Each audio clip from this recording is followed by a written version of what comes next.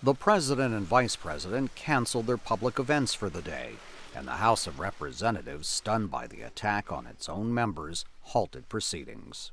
We may have our differences, but we do well in times like these to remember that everyone who serves in our nation's capital is here because, above all, they love our country. The congressman and others, many wearing shirts with the word Republican on the front, were holding their final practice before Thursday's annual congressional baseball game, a tradition stretching back more than a century. I looked up at one point and saw the gunman.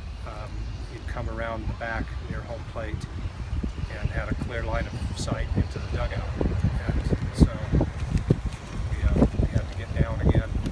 And Steve Scalise was laying motionless on the field. He had dragged himself off of the infield into the outfield, a trail of blood where he went. Witnesses say they heard dozens of shots and the security detail at the field returned fire.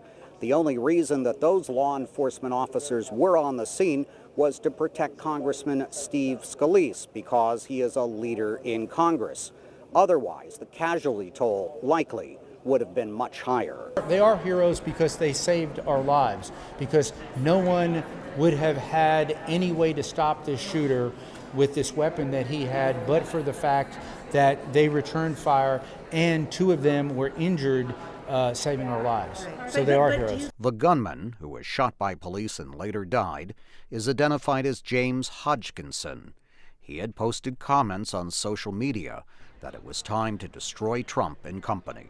In a nation deeply divided politically, the apparent targeting of members of Congress is likely to further inflame the debate over guns.